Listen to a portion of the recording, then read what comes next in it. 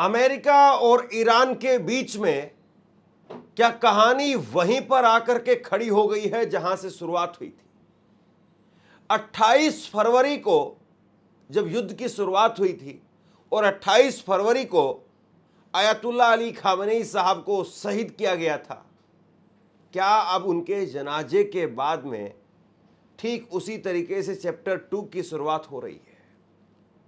Mustafa Khamenei, उनका एक बड़ा बयान सामने आया है और मुस्तफा खामेनी ने कहा है कि हम इंतकाम लेंगे, इंतकाम लेंगे, we will kill America, Donald Trump, इस तरह के पोस्टर जो आखिरी सफर था अयतुल्ला अली खामेनी साहब का, उस दौरान लगातार देखे गए।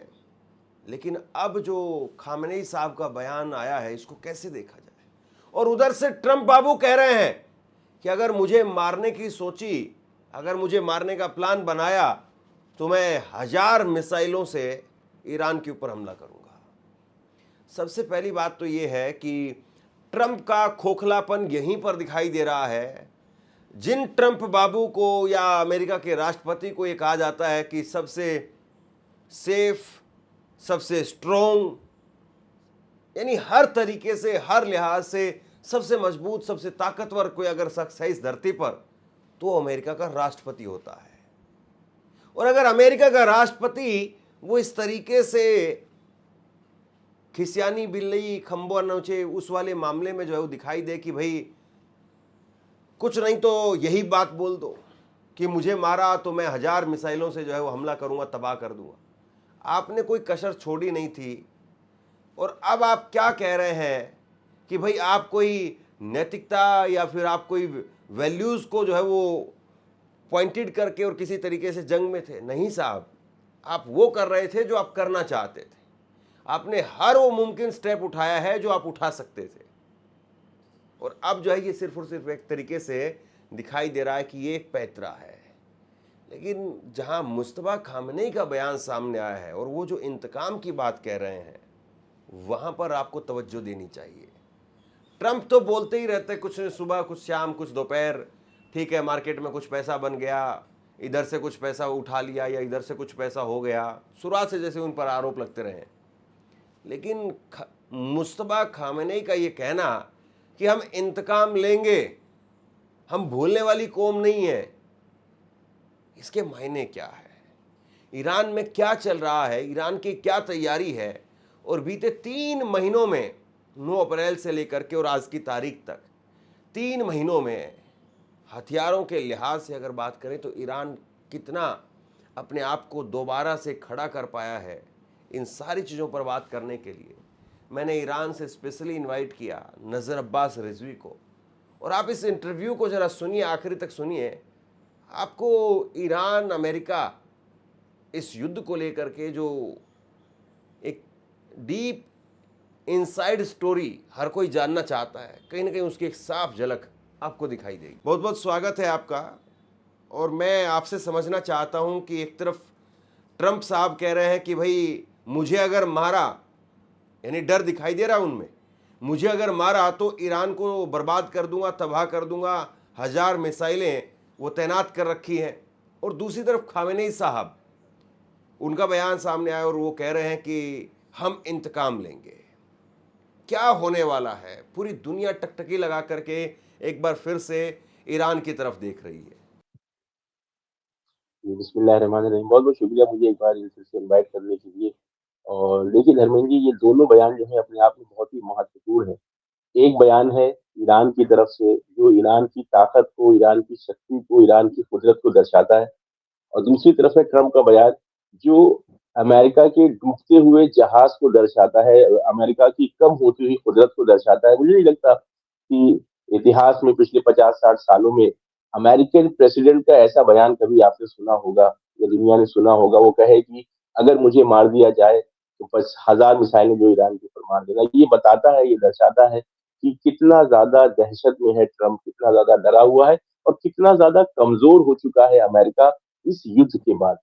देखिए, हम आपसे शुरू से कहते आए हैं कि जब जब भी हमने आपसे आपको जो है ईरान से भी अपडेट किया, हमने आपको हुकूम से भी बताया यहाँ हालात क्या है, बिलखुसूस सिग्नल की मैं बात कर रहा हूँ, ये जो सब यात्रा निकली है, जनाजा उठा, और फिर मशहद में एक चीज जो कॉमन था सारे शहरों में, हत्ता कि इराक के अंदर भी आवाज थी, वो थी पब्लिक की तरफ से, आवाम की तरफ से एक बात कि हमें इंतकाम लेना है। और यहाँ मशहद में तो बड़े बड़े बैनर जो है, क्योंकि मशहद एक बड़ा शहर है, एक धार्मिक शहर है, यहाँ पे लोग पिलग्रिम के लिए आते हैं, तीर्थ यात्रा जैसे आते हैं, तो बड़े बड़े होटल्स हैं यहाँ, 10-10 20-20 मंजिल आके, उस पे बड़े बड़े बैनर्स लगे हुए थे कि Trump we will kill you, clearly यहाँ पे लिखा हुआ था। आपने भी अगर देखा हो वो गाड़ी भी जिसमें शव उनके रखे थे, जो जनाजे रखे थे, उसके आसपास आपको ऐसे बैनर बहुत दिखे होंगे लाल कलर के, उसपे लिखा था कि ट्रम्प को वी विल किल ट्रम्प।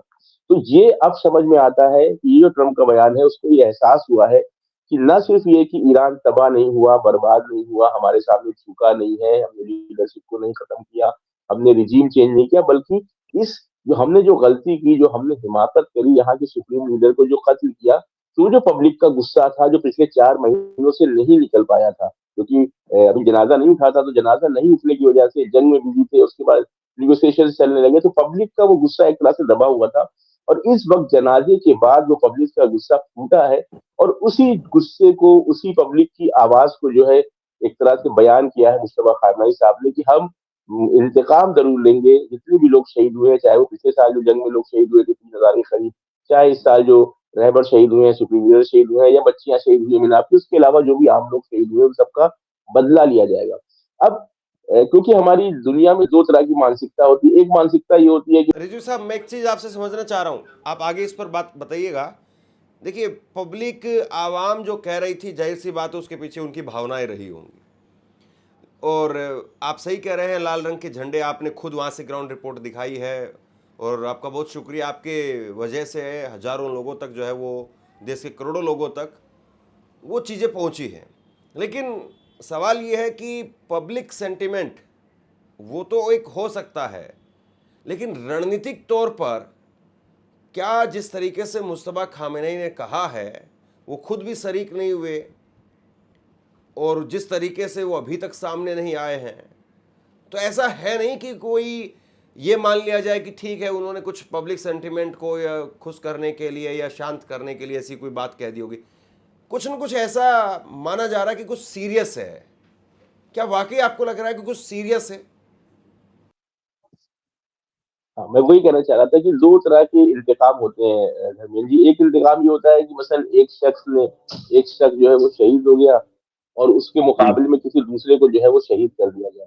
एक लेकिन यहाँ पे जो इंतकाम की बात हो रही है, वो इंतकाम बड़े लेवल पे है, और यहाँ पे जो ऑफिशियल्स हैं, जो जिम्मेदार हजरात है, वो इस बात को कहते रहे हैं कि हम जब कहते हैं इंतकाम, तो न सिर्फ ये कि ट्रम्प को मारने की कोशिश है, या मसलन वो लोग की जो कत्ल में मुलविस हैं उनको मारने की कोशिश है, बल्कि इस पूरे वेस्ट एशिया से अमेरिकन वर्चस्व को खत्म करना है, फिलिस्तीन की आजादी का जमीना फराहम करना है। ये उनका सही माने में इंतकाम होगा। किसी एक शख्स को मार देना, उसकी इतनी अहमियत नहीं है भाई। सुप्रीम लीडर को अगर आप कंपेयर करें ट्रम्प से, तो कोई कंपेयर नहीं बनता, कोई उनका मुकाबला नहीं है कि सुप्रीम लीडर को मारने के बदले जो है ट्रम्प को मार दिया जाए। वो बहुत ही पस्त आदमी है, छोटा आदमी है। असली जो इंतकाम की तरफ इशारा है, वो यहाँ पे बार बार बात होती रही है, अंदरूनी बातें, यानी यहाँ के जो जिम्मेदार अफराद हैं, वो जो एक्सपर्ट्स है, यहाँ के एनालिस्ट हैं, वो टीवी पे आके बयान करते हैं, वो ये कि न सिर्फ ये कि किसी फर्द को या शख्स को मारा जाए, बल्कि अमेरिकन वर्चस्व को खत्म करना है वेस्ट एशिया से शुरू में, और फिर जिसके बाद जो है फिलिस्तीन की आजादी का जो है जमीना फराम होगा। तो ये है, और ये बात जो आप कह रहे हैं कि हाँ बिल्कुल ऐसे ही है, मुस्तफा खामनई साहब नहीं सामने आ रहे हैं, इसका मतलब है कि अभी जो हम ये ना समझे कि ये जंग पूरी तरह से खत्म हो गई है और पूरी तरह से सही मानों में शांति बहाल हो गई है, क्योंकि वो जो एमओयू साइन किया गया था, वो एमओयू के किसी भी जो पॉइंट है उस पर जो अभी तक जो है पाबंद नहीं रहा है अमेरिका, चाहे वो लेबनान के अंदर जंग के बारे में हो, चाहे वो लेबनान खाली करने के बारे में हो, चाहे वो फ्रोजन एसेट्स वापस करने के बारे में हो। तो बड़ा फ्रेजाइल सा एमओयू है वो। और जिस तरह से धमकी बार बार अमेरिका ने दी है, देखिए पहली बार ऐसा हुआ है, अगर मैं सादे टर्म्स में कहूँ, तो ईरान धमकी दे रहा है, ईरान चेतावनी दे रहा है अमेरिका को। अभी तक क्या होता था कि अमेरिका कहता था कि हम खत्म कर देंगे, मार देंगे और ये कर देंगे, आज तबाही मचा देंगे, आज सिविलाइजेशन खत्म कर देंगे। तो ये जो पूरा शक्ति का समीकरण बदल रहा है, ये दर्शाता है कि आने वाले दिनों में एक बार फिर हमको हो सकता है कि बड़े पैमाने पे जंग देखने को मिले, और उसकी पूरी आमादगी जो है तैयारी ईरान के अंदर है। यहाँ पे अभी मैंने कल बयान पढ़ा, जो यहाँ के कमांडर थे, उन्होंने कहा कि हमारी मिसाइल प्रोडक्शन, हमारी ड्रोन प्रोडक्शन जो है वो बहुत ज्यादा पैमाने पे हम उसको बढ़ा रहे हैं आगे। और दूसरी तरफ से ये जो डिस्कशन चल रहा है ओमान के दरमियान और ईरान के दरमियान, आज भी आज फॉरेन मिनिस्टर अराकी साहब हैं, वो जो है ओमान गए हैं, तो स्ट्रेट ऑफ हुर्मुज पे भी एक तरह से जो कंट्रोल है ईरान का वो धीरे-धीरे बढ़ता जा रहा है। दुनिया के मुख्तलिफ देश भी उसको कबूल कर रहे हैं और ये सब समझ रहे हैं कि अगर ये जंग बढ़ती है और ईरान की बातों को नहीं मानता है ट्रंप और इस तरह का कुछ मामला बनता है, तो फिर एक बड़ी जंग की तैयारी मुझे ऐसा लगता है आने वाले दिनों में एक बड़ा कैनवस सेटअप हो रहा है जंग के लिए, जिसमें जो है ईरानियों ने कुछ ऐसे प्लान्स बनाए हैं, कुछ ऐसे सरप्राइजेस रखे हैं अमेरिका के लिए कि जिसकी वजह से ट्रंप का ये बयान आया है कि अगर मुझे कुछ हो जाता है तो ईरान के ऊपर हमला कर देना और ये सारी चीजें। तो आने वाले दिनों में और क्लियर होगा कि ईरान की ऑन ग्राउंड क्या स्ट्रेटेजी है। और बिल्कुल आपने सही कहा, ऐसा नहीं है कि जज्बाती कोई बात है कि मसलन पब्लिक ने कहा तो मुश्तबा खामनेई साहब ने भी कहा, नहीं ऐसा नहीं है, बल्कि इसके लिए इन्होंने हतमन जो है वो स्ट्रेटेजी बनाई है, इसके लिए समीकरण बना के रखे हैं और उसके लिए वो आगे एक एक एक, एक स्टेप करेंगे। लेकिन ईरान का जो काम करने का तरीका है कि वो पूरी कोशिश ये करता है कि इंटरनेशनल कवानीन के तहत अपने काम को जो है वो करे। वो अमेरिका की तरह नहीं है कि दूसरे मुल्क पे गया और अटैक करके ये कब्जा कर लिया या वहां के किसी बड़े राष्ट्राध्यक्ष को शहीद कर दिया, मार दिया, जैसे ईरान के अंदर किया। ईरान कोशिश ये करता है कि अपने जो कार्रवाई है, अपने काम है, इन्होंने यूनाइटेड नेशन के अंदर भी देखिए शिकायत दर्ज करी है कि हमारे सुप्रीम लीडर को कत्ल किया गया है, इसकी सजा मिलनी चाहिए। और कोई भी मुल्क होगा, एक बहुत अहम चीज ये है कि अगर इस तरह की गतिविधियों के ऊपर रिएक्शन ना दिया गया, मसलन जैसे वेनेजुला में उन्होंने कब्जा कर लिया, तो उनका हौसला बहुत बढ़ गया ट्रंप का कि अब हम कहीं भी जाके किसी भी मुल्क पे जाके कब्जा कर सकते हैं। ईरान के हम्म। अंदर आके सुप्रीम लीडर को कत्ल कर दिया। अगर यहाँ से एक ऐसा जवाब इनको नहीं मिला, करारा जवाब, इसको मैं सजा नहीं मिली, अगर ट्रंप को और नेतन्याहू को सजा नहीं मिली, तो फिर दोबारा 2 साल बाद, 4 साल बाद आके दोबारा यहाँ के सुप्रीम लीडर को कत्ल कर देंगे। तो इसको कहते हैं डिटरेंस। अगर डिटरेंस इजाद करना है तो जो गुनाहगार है उसको सजा देना बहुत जरूरी है। और फिलहाल ईरान जो है वो इसी डायरेक्शन में काम करने को जो है तरजीह दे रहा है। लेकिन एक सवाल ये है कि 9 अप्रैल को सीज फायर हुआ था और 9 अप्रैल से जब आज हम बात कर रहे हैं तो ये जुलाई है, 3 महीने से ऊपर का समय हो गया है। 3 महीने में आपके पास में क्या इनपुट है? ईरान ने हथियारों के अगर लिहाज से अगर बात करें तो कितनी अपनी तैयारी जो है वो मुकम्मल की है? ईरान के कितने हथियार जो है दोबारा से रिकवर हो पाए हैं? और उधर से अमेरिका ने अपने एयरबेस को कितना जो है वो फिर से एक्टिव किया है, कितना वहाँ पर डैमेज कंट्रोल हो पाया है, किस तरीके की स्थिति है हथियारों के लिहाज से? जाहिर सी बात है, क्योंकि 3 महीने से अगर बातचीत चल रही थी, टेबल टॉक हो रही थी, तो दोनों ही मुल्क जो है वो अपनी स्थिति युद्ध के लिहाज से, हथियारों के लिहाज से भी मजबूत कर रहे होंगे। जी, ईरान के अंदर जो तैयारी है वो मैं आपको तकरीबन 3 हफ्ते या 4 हफ्ते पहले का एक बयान है यहाँ के कमांडर थे आईआरजीसी के, उन्होंने कहा था कि हमारी तैयारी इस वक़्त जंग की 120% है। यानी जितनी तैयारी हमारी 28 फरवरी या 1 मार्च को थी जंग से, उससे 20-25% जो है वो हमने कैपेबिलिटी अपनी बढ़ा ली है। ये 1 महीने पुराना बयान था। तो अगर मैं उसी से रेशियो लगा के अनुमान लगाऊँ तो 150% यानी 1.5 गुना आमादगी है। यानी मिसाइल्स की तादाद, ड्रोन्स की तादाद, वो मिसाइल्स के लॉन्चर्स की जो मतलब जंग में डिस्ट्रॉय हो गए थे, खराब हो गए थे, या वो मिसाइल सिटीज की जिनके दरवाजे पे हमला करके वो पहाड़ों में है तो रास्ता बंद हो गया था, उन मिसाइल सिटीज को रिकवर कर लिया गया है। जितने लॉन्चर्स डिस्ट्रॉय हुए थे उनको दोबारा तैयार कर लिया गया है, अगर रिपेयरिंग की जरूरत थी तो रिपेयरिंग कर लिया गया है।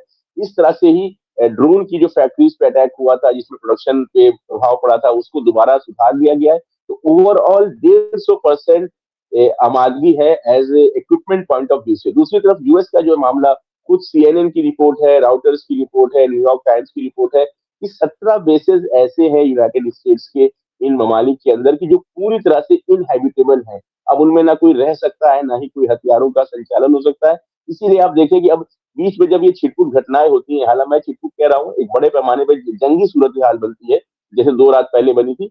तो अब ईरान जो है वो ना तो सऊदी अरब के ऊपर हमला करता है, ना ही दुबई के ऊपर हमला करता है, बल्कि हमला करता है बहरीन के ऊपर और कुवैत के ऊपर। और अब इस बार नया जो हमला उन्होंने टारगेट बनाया वो जॉर्डन के ऊपर बड़ा हमला किया था। यानी कुवैत के अंदर, यानी कतर के अंदर, यूएई के अंदर, सऊदी अरब के अंदर जो बेसेस है वो अब इस काम के नहीं रहेगी कि ईरान उन पर हमला करे और उन पे जाके दोबारा मसलन कोई अपनी मसलन उनको मिसाइल वगैरह मारे कि उनको खराबी करे। तो एक बड़ी तादाद में जो शक्ति है अमेरिका की, और ये रिपोर्ट्स भी आती रही हैं कि जो इनके एयर डिफेंस की मिसाइल है, चाहे वो पेट्राइट हो, चाहे वो थार्ड हो, चाहे वो ओवर द होरिजन हो, जो बड़ी बड़े इनके मिलियंस ऑफ डॉलर्स की जिसमें एक एक मिसाइल रहती है, वो सिस्टम्स काफी खराब हुए हैं अमेरिका के।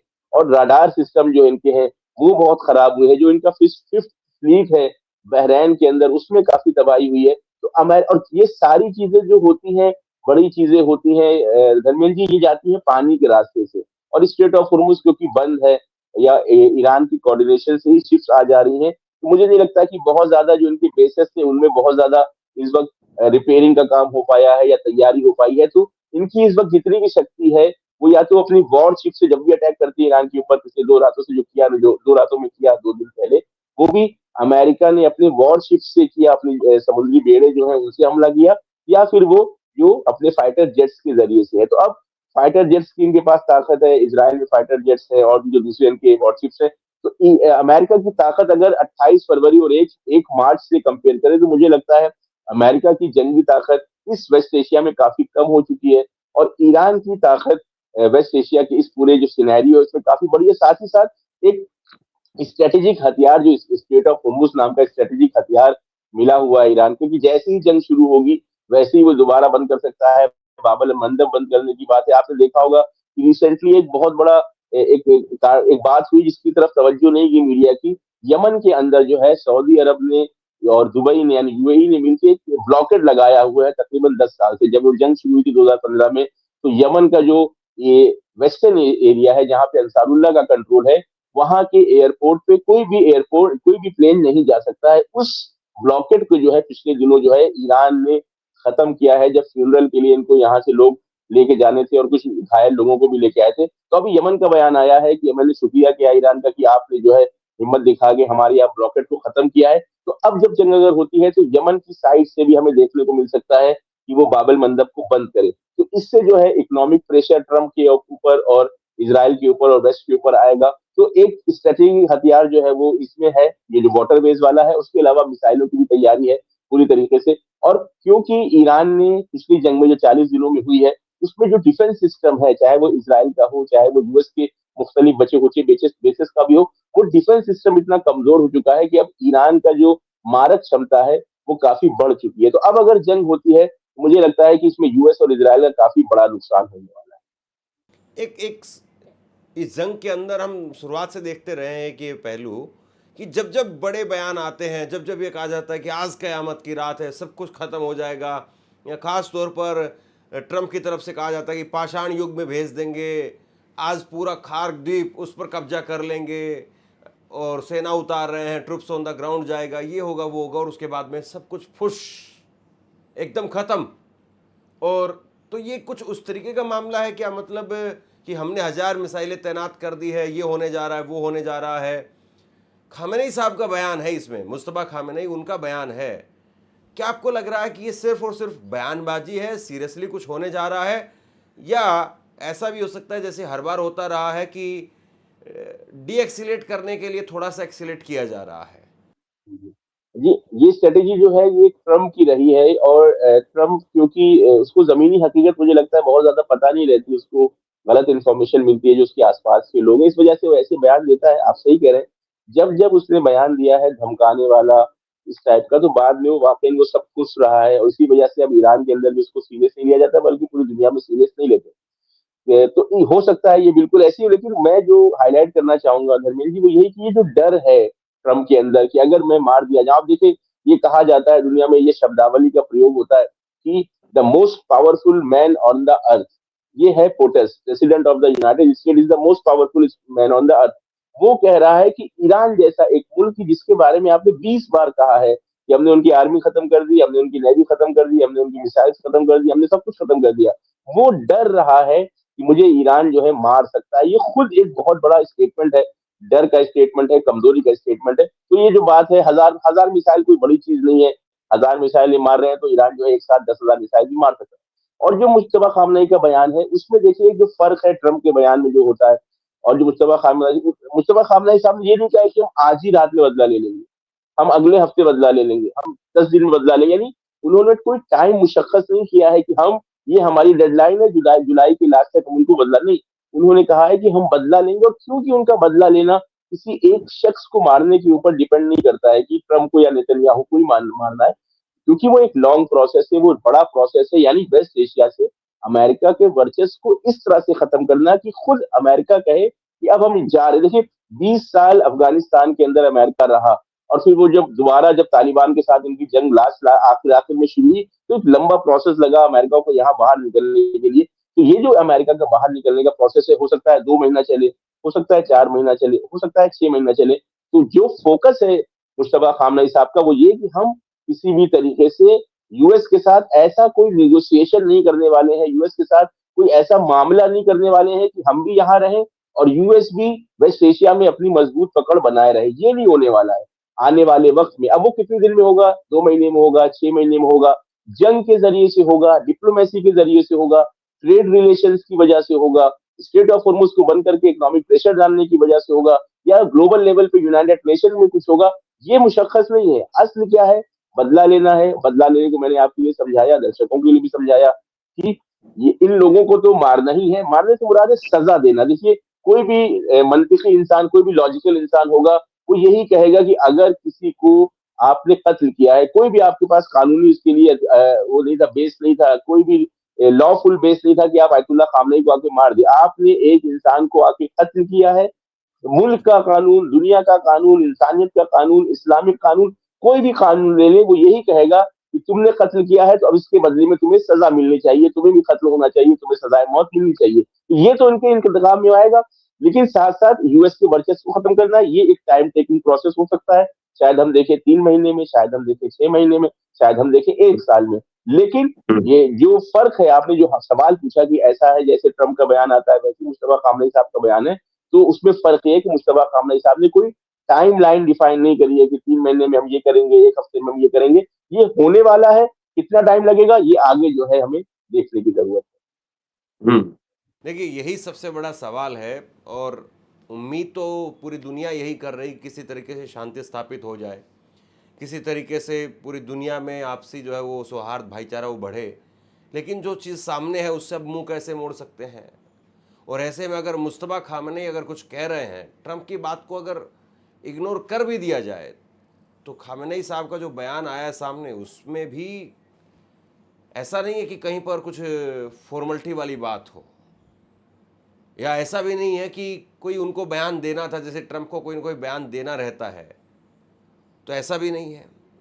तो अब क्या होने वाला है, ये अगले कुछ घंटों में होगा, अगले कुछ दिनों में होगा, कहा नहीं जा सकता। लेकिन जिस तरीके से दोनों तरफ से अब तलवारें खिंचती हुई नजर आ रही है, अब ये चुपचाप वापस से म्यान में चली जाएं, संभावनाएं कम दिखाई दे रही है। बाकी इस बातचीत को लेकर के आपकी जो भी राय हो नीचे कमेंट सेक्शन में लिख करके जरूर बताइए जी।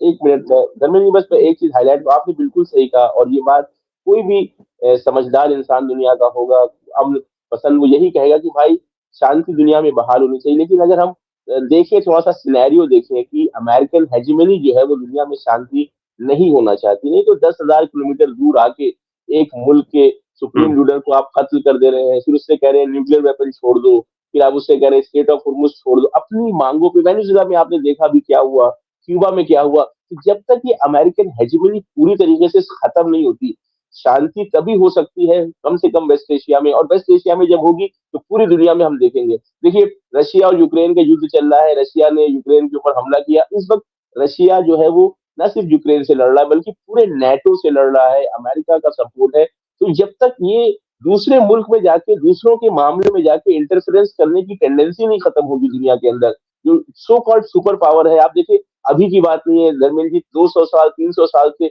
बल्कि मैं और जाऊं 1000 साल से, जब जब ये हुआ है कि दूसरे जगह जाके हमला किया गया है, दूसरी जगह जाके कंट्रोल करने की कोशिश की है, चाहे वो पहला विश्व युद्ध हो, चाहे दूसरा विश्व युद्ध हो, चाहे अभी रिसेंटली में जितना लीबिया सीरिया सब मैं नाम ले सकता हूँ। अमेरिका और वेस्टर्न इंपीरियलिज्म जब तक जो है अपनी इस खसलत को नहीं खत्म करेगा, अपनी इस क्वालिटी को खत्म नहीं करेगा कि दूसरे को मुल्क में हमें टांग नहीं अड़ाना है, तब तक सही मामले में जो है वो शांति बहाल नहीं हो सकती। और ईरान इस वक्त यही कोशिश कर रहा है कि अमेरिका की इस हेजिमनी को खत्म करे, ताकि सही मानों में जो है वो शांति बहाल हो सके। ये ईरान का बहुत शुरुआती जो है एक तरीके से स्टैंड रहा है कि भाई हम सिर्फ अपनी लड़ाई नहीं लड़ रहे हैं, हमें मारा जा रहा है, हम उसके बदले में उनको मार रहे हैं। सिर्फ ये ऐसा नहीं है, बल्कि बहुत शुरुआत से ही ईरान इस बात को बार बार कहता रहा है कि हम जो लड़ाई लड़ रहे हैं वो पूरी दुनिया के लिए है।